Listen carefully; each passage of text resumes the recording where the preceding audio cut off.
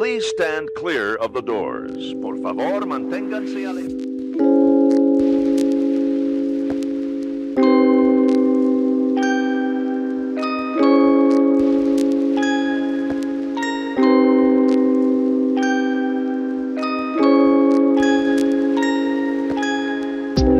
Because this here's the wildest ride in the wilderness. Hello, everybody. I'm Alicia. And I'm Nathan. And welcome to episode 44 of Adventures and Mousecapades. This week, we're talking about the poison for Cusco, the poison chosen specially to kill Cusco, Cusco's poison. That poison? The Cusco's poison? Yes. It's Halloween. Aha! This week, Indeed. we are talking about Universal Studios Halloween Horror Nights. Yes, we are. And Yep. boy, this is just my favorite event ever, he said sarcastically. Aha. Yes. So I happened to be back down in Florida for a conference. Yep. And decided to take advantage of that and attend Universal's Halloween Horror Nights, which we've never done before because one of us is very much not a Halloween horror person. That would be me. Yes. Yes. I do not like being scared. It is not my favorite thing. It is not on my list of things I ever choose to do. And so, yeah, this was an event for Alicia, and I went along for moral support and for no other reason at all. Yes, for content. You went there for semi-content? Yeah, ish. I mean, yeah. Yes. It was...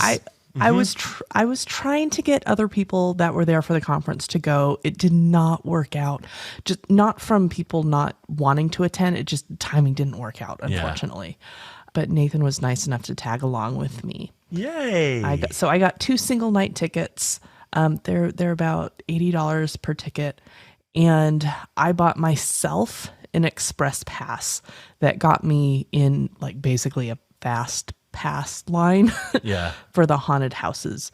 And that was an additional cost of $120. So really in my cheap. opinion, it was so worth it to do that, especially based on the crowds that were there. For the fast pass, you mean? For the fast pass, Yeah. yes.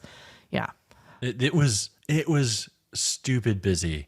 I did not do any of the houses. Nope. I do not like being jump scared. They have areas around the parks where there are scare zones on the streets, like as you're walking through. Typically, those scare zones have a sidewalk bypass on one or both sides, and I availed myself of those sidewalks. There were a couple scare zones that did not have a sidewalk bypass, at which point I put on my "don't mess with me" face and stared straight ahead and did not engage and booked my ass right through because I did not want to be bothered or jump scared or anything else. Yes. There at the Universal Halloween Horror Nights in Orlando, there are 10 haunted houses, 5 scare zones, and 2 live shows. Yes. The scare zones, I went through all of the scare zones in some way, shape, or form. We got there fairly early, I think. Yeah. We got there right when it opened. Yes. Because I didn't want to stay super late. I believe like this is open like 8 hours or something like that. I think it's open till like 1 or 2 in the morning. Yeah. Like, neither of us had any interest in going that late. No, especially since I'd done a conference. My conference was that day. Yeah. It started that day. I had an extra classes that day. And then the next morning was like the main part of the conference as well. And I did not want to stay out till 1 or 2. And my knees didn't want me to stay out till 1 or 2. So, but I went through all the scare zones, and the first couple ones it was still light out. It wasn't dark yet. Yeah. I thought those were a lot of fun. I did not get a lot of people jumping out trying to scare me. I don't know, maybe. No, I don't know what it was. People running around with chainsaws without the chain and revving the engine at you and just... Yeah. I don't find that scary. That part, I do not find that scary annoying at all. Yes, it is quite annoying. But it did scare people. I mean, there were people freaking out because of that. So that's why they have them. Yes. Yeah. So for the scare zones, the first one that I did was called Graveyard Deadly Unrest. And I'm going to tell you all the little blurb that they have on the website about these scare zones. For Graveyard Deadly Unrest, on All Hallows Eve, a dark storm descends upon a cemetery and awakens long dead spirits. No one living can escape them. Bum, bum, bum. The soundtrack for this one is actually kind of cool. It was long tones from a pipe organ, kind of mid-range tones, and sometimes it's just one note, sometimes it's a chord. There are a lot of low rumbles, some maybe high violin or something. Different parts through the scare zone, there's like jump scare points. I don't know what else to call them other than that. They're little archways that are darkened where the characters can hide. Whenever a character jumped out to do a jump scare, there was weird screams and I don't know what else to call it. There's like sound effects and screams that coincided with them jumping out. Yeah. It wasn't dark yet. No.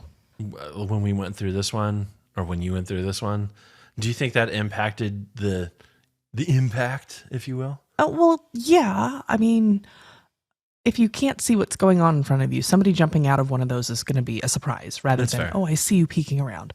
The scares were kind of cool on this one, though. There were a couple people in creepy doll costumes. There was a stone gargoyle that looked really cool. A couple of very well-dressed zombies and a Grim Reaper. I really liked the gargoyle costume. I thought that looked neat. Yeah, the costumes look pretty cool. Yeah. If it had been very dark, this would have been a lot more impactful of the scares. Yeah. However, there was a couple in front of me that got jump scared a couple of times just from the zombies walking up and then all of a sudden going boo or whatever. The next one I went through was Scarecrow Cursed Soil. At an abandoned farm, scarecrows have risen from the crust of the earth to hunt you and seek revenge. They'll harvest your screams. Ah! I didn't know scarecrows were in the earth. Sure. I mean, Okay. Where else do they come from other than the crust of the earth? Yep. So this one's soundtrack had like slide guitar and banjo sounds. And actually, yeah, it sounded kind of cool though.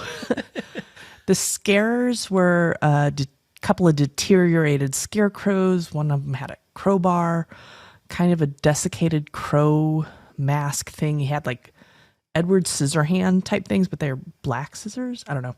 Weird. Some weird multicolored corn and looked like some sort of weird hula skirt up to the neck. I know there's like, that's called something. I don't know what it's called. It just looked like a hula skirt to me.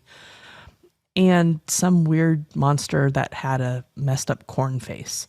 This was kind of a weird one. It was super foggy when I was going through this. Like just the fog machine. The fog machines. Yeah, it was really hard to see. And it was still light out and it was still hard to see. This one was just weird to me. Another scare zone was called Conjure the Dark. And this kind of had a little mini show involved with it as well. So the blurb here is, on the first All Hallows Eve, an evil sorceress called forth monstrosities from dark dimensions.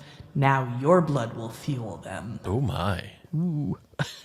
So there's like the mini show of a dark sorceress summoning, basically conjuring the dark. That's why it's called Conjuring the Dark, I guess. Oh, so as written. Uh-huh. There was a heavy rock soundtrack with that, and she called forth various demons with horns, some weird bug demon things, and what looked like orcs. Okay. It was dark when I went through this one, and like I said, there's a bit of a show there. So she had, the sorceress had lines and was doing all sorts of stuff. That to me wasn't scary. It was just kind of weird. Yeah. The next scare zone was called Sweet Revenge, and I think this was my favorite one. Okay. It was really weird. The blurb for this one is, the sweets from Major Sweets Candy Company have turned children into crazed killers. Oh my. This Halloween's all trick, no treat, and total mayhem. Oh no. So this was, I think the music was, I'm really bad at figuring out decades. I think it was like 50s. Okay. You think like diner music, I guess. Yeah, like oldies, but like what our generation would call oldies. Yes, exactly. Yeah, not the stuff from the 90s that today they call oldies. And the scares for this was pretty cool. It was in quotes here, kids in Halloween costumes kind of gone crazy. And the parents of the kids with wounds, basically, like walking around like, what has happened to my dear sweet child? Wow. Just the storyline behind it was really neat. There was, I believe it's supposed to be during a costume contest for a small town. And the mayor is there judging the contest, and then everything just goes crazy.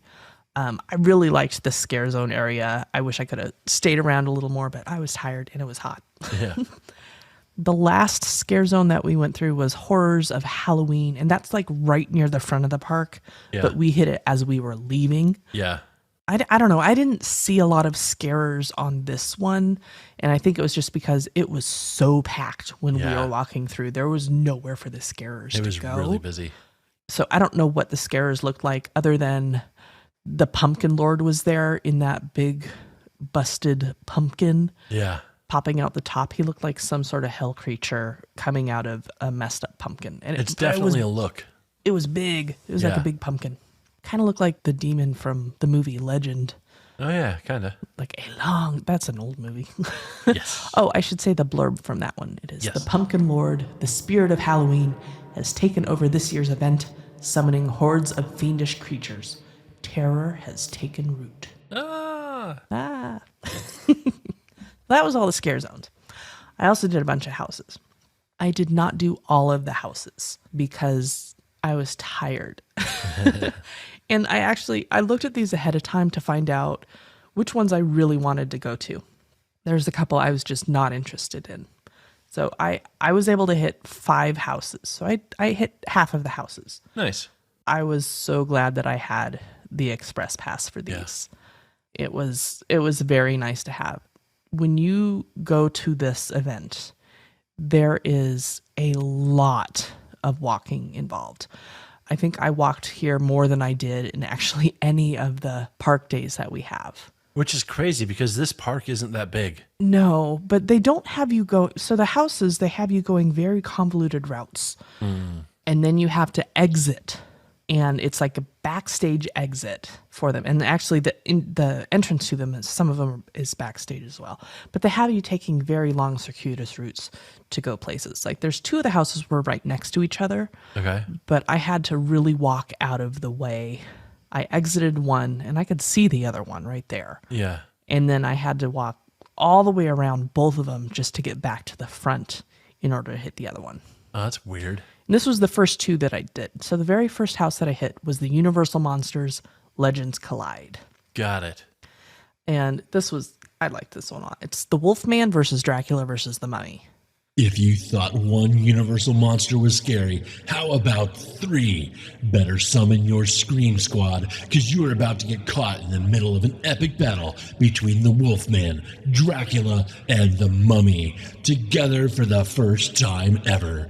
Their mission to find the amulet that will break their curse, and they'll destroy anyone who gets in their way. Exactly. That's what it is. Yeah. Okay, Thank cool. you. You're welcome. So I have heard with this one that every night there's a different winner. Oh, that's cool.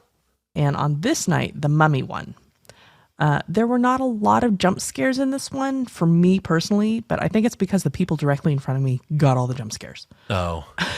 So was everybody really packed together? Yeah, I mean, it's a single file line, but they're trying to get so many people through. Yeah. It's like I try to stay back a little bit, but if you have the people directly in front of you getting the scares, it's not going to be a one after the another scare. Right. They're going to try and wait 10 Sure, seconds between. Right.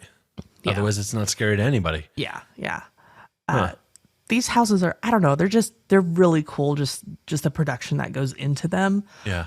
This one started out with a Egyptian theme, the mummy, I guess. Yeah. I mean, just walking around, it was neat to see it moving from the Egypt theme for the mummy. I don't remember seeing any specific theme for the Wolfman. There was a cemetery area for Dracula. Okay. But yeah, this one was fun. I liked it.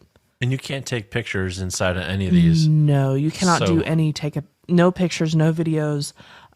So we're working on our memory here. Yeah. Now, they do have a press day available where they do allow press to take videos of it. So if there's any of these houses you want to look at, you can go online on YouTube. There's various content creators that have put up videos of the houses. And this is how I figured out which ones I wanted to go to.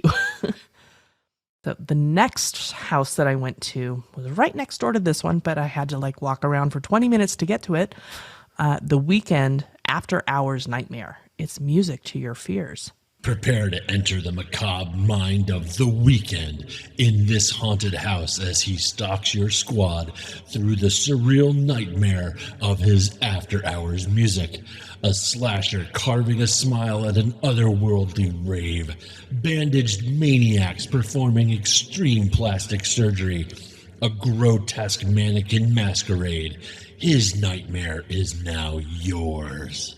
Exactly. I liked this one a lot. It was pretty cool.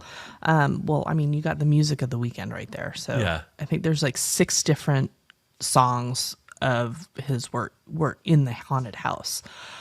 So the very first or the second scene in there happens to be The Weeknd basically slashing the throat of a dancer at a rave. And I got squirted with blood. Yay. Yes, that was great. I know it was just water, but I was like, oh, okay, that was unexpected. There were a couple jump scares that did get me on this one. When I get scared, I have a tendency to do a little scream and then I giggle madly. Like I laugh throughout these things all the time.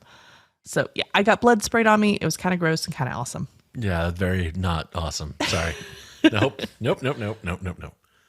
The next one that I went to was Bugs Eaten Alive. These bugs are out to exterminate you. While touring a 1950s home of the future, you'll be surrounded by the slime of bugs everywhere as hordes of many-legged terrors descend upon you and your scream squad. You'll be dropping like flies. This one was disgusting. I mean, it was more gross than scary, but I did get some jump scares. The premise is the home of the future has basically a fumigator that goes wrong, and it mutates the bugs. Hooray! Makes Gamma them rays. huge. It was nasty. I walked through a dark area. It was like pitch black. I couldn't see in this one, and there were strings hanging down. They had some heft to them. They were a little heavier strings. No. I was not expecting that, and it was nasty. No, and there was water spraying in different areas throughout. I was like, okay, this was yucky. That's a hard pass.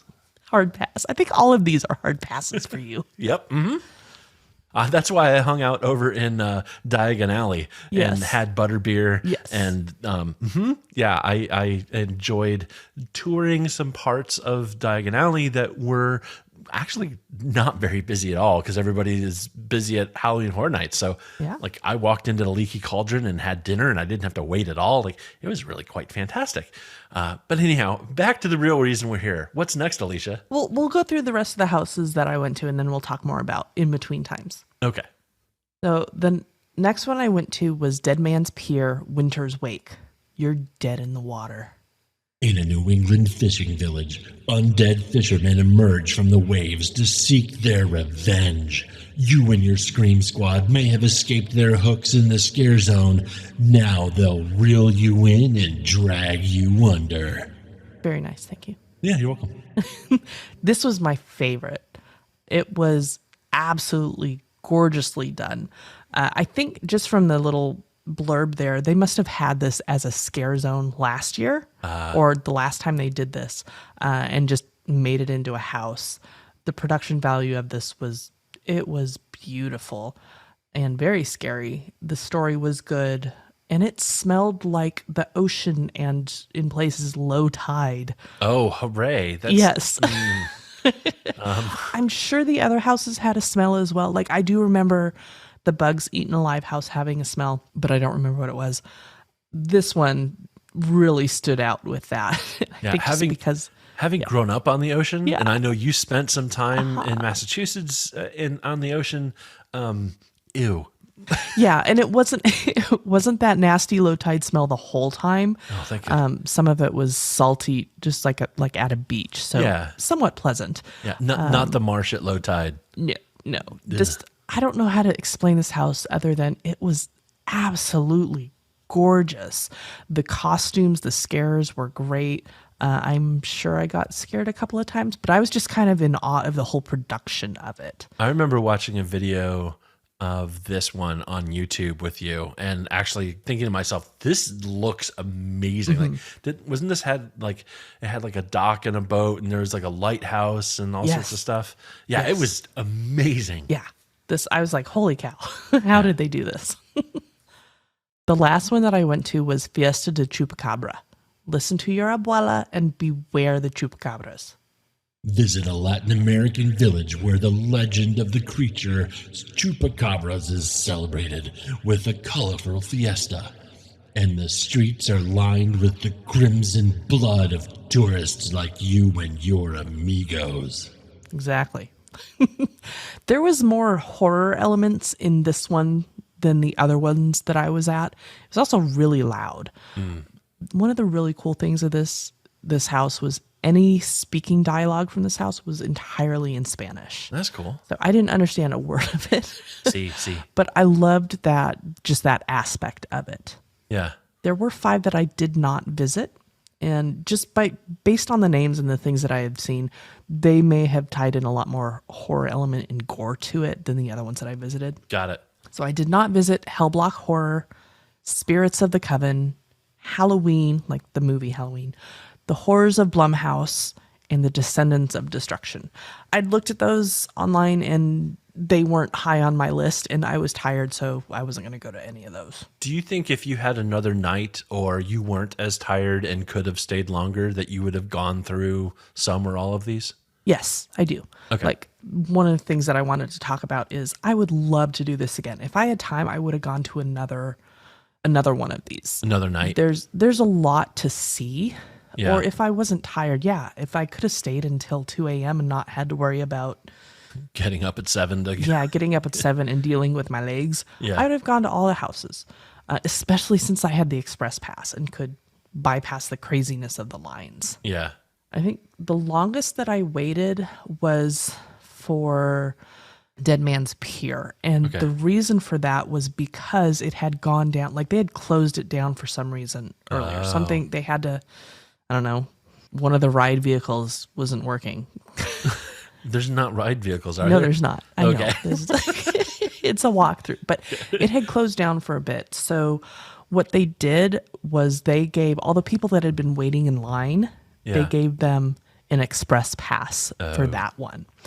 And timing was me getting in line behind all of those people that were back from the express pass. Oh, no. So I waited around in that line longer than I did any of the others. It was probably about 45 minutes in the line. Wow. Versus 5 or 10. Oh, wow. So, so that express pass really does make it a lot easier to go Yes. do these. Yeah. I mean, there's still a crap ton of walking just in between the houses and all Right. that. But yes, the express pass today or that day for me was worth the cost. Right. Yeah. Food wise, there's a lot of different options that are available specifically for the Halloween Horror Nights. They have themed food. The only thing that I got was I wanted to try the twisted taters because those sounded good. It's just a potato twist type thing. Yeah. Think of like when you get house-made potato chips, Yeah. But as a spiral, but as a spiral. that's cool. Yeah, and they have different flavors that you can put on there. I got sour cream and chive, and I didn't realize it was the powdered sour cream Oh, flavoring. how was that? Not my favorite. If it had just been regular sour cream, I would have devoured that, but the powdered stuff I don't really like. How are the chips? Like the underlying, or I guess spiral chip? Like It's- the potato, it's- was it good? It was very good. It's not crispy like a chip.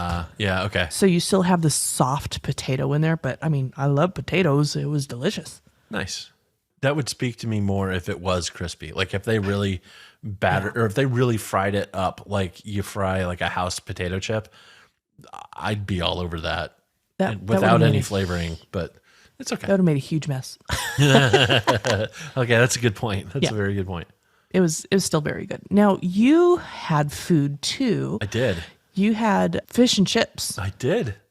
I had fish and chips and a beer over at the Leaky Cauldron in Diagon Alley, or diagonally, as the kids say.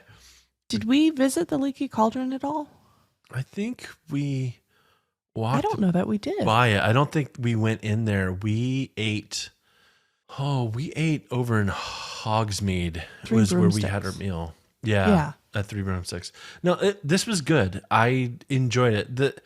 As much as I've heard people rave about the fish and chips here at Universal, I'm gonna give an edge on the fish and chips front to the ones that are over in the UK pavilion at Epcot. For me personally, I thought those were better. These were good.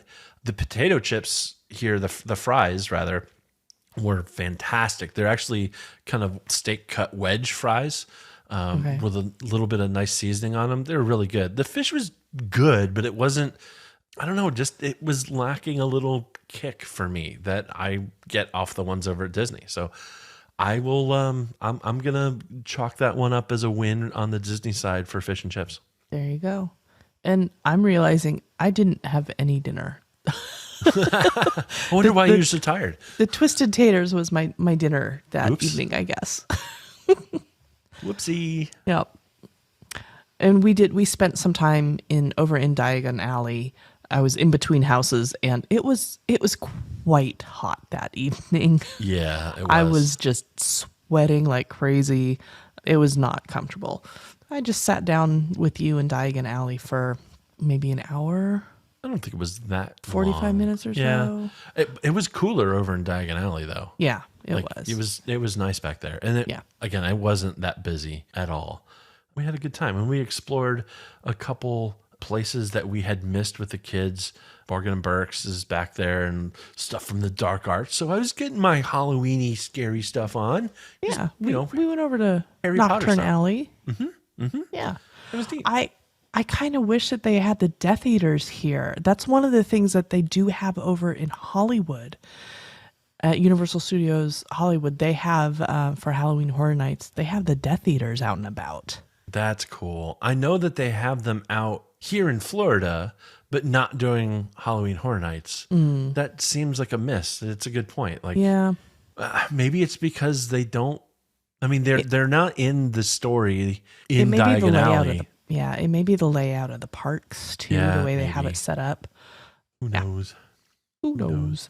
Now, there were also shows going on during Halloween Horror Nights, and one of them is Ghoulish, a Halloween Tale.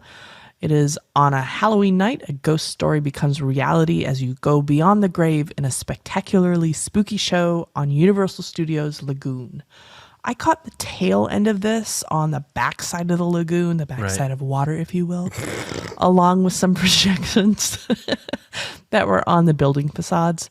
I didn't really catch too much of this. I was like, oh, cool. All right. It's like a spooky world of color.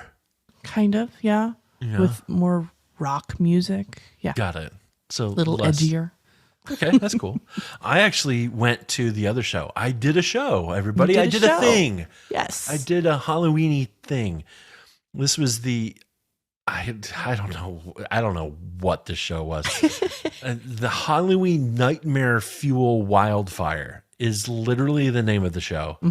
I don't know what the heck that means. And sure. The little snippet is the show that sparked a firestorm last year is ablaze with a new nightmare. The pyro and aerial performers are back to reignite your fears. I don't know about fears. This was a clearly not in Disney World anymore kind of show. There were some scantily clad people dancing and gyrating all over the stage. Oh my gosh. There was a lot of pyro.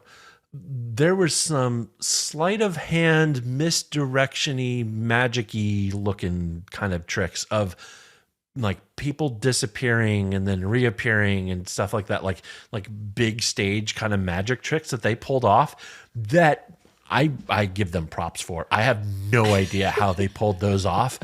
It was pretty like shocking, like stunning. And it started off like, I think a minute into the show, it started off with one of those. It's like, where the hell did that guy go? And how did he turn from a 6'6" black dude to a 5'3" blonde chick in a lot of leather, and then back again? It was really kind of cool. But yeah, there was a ton of pyro. It was very rock and roll. It was raunchy and it was interesting. It was a fun show, but I mean, I was just kind of blown away. It was just a lot going on. I don't know that I'm necessarily in that target audience anymore.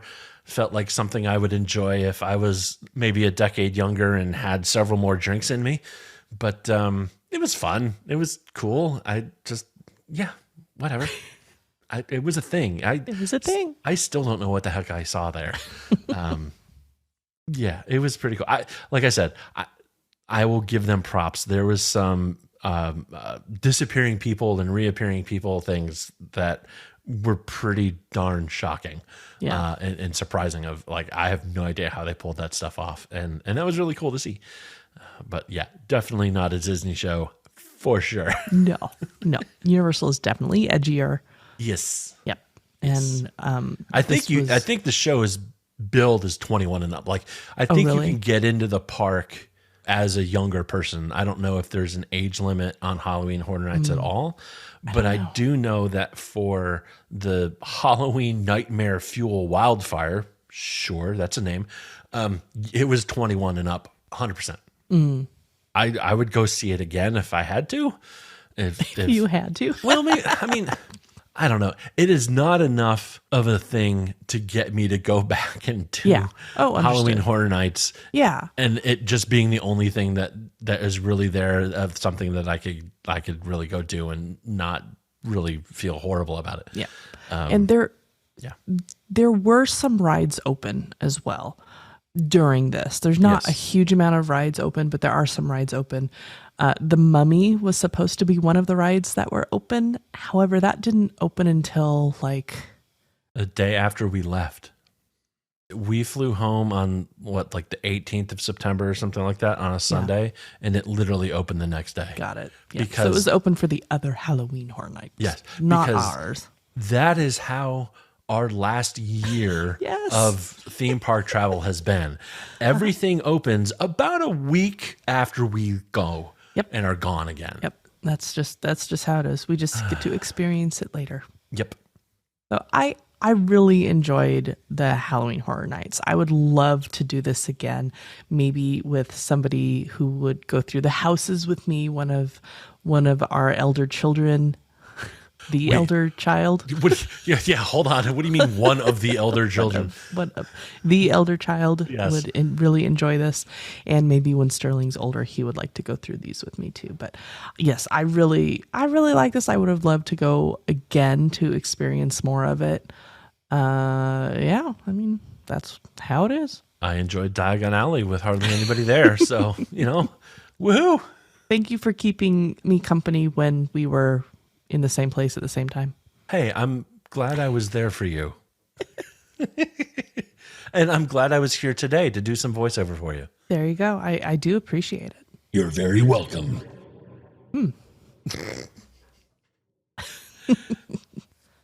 We are not affiliated with Disney, and we are not travel agents. And while we can offer our opinions and suggestions, we recommend working with a travel agent to plan your perfect vacation. Questions or suggestions, email us podcast@adventuresandmousecapades.com. Follow us on social at Our Mousecapades. Please rate and review in your podcast app to help people find us. Have a great week, everybody. We'll talk to you next time. Hurry back.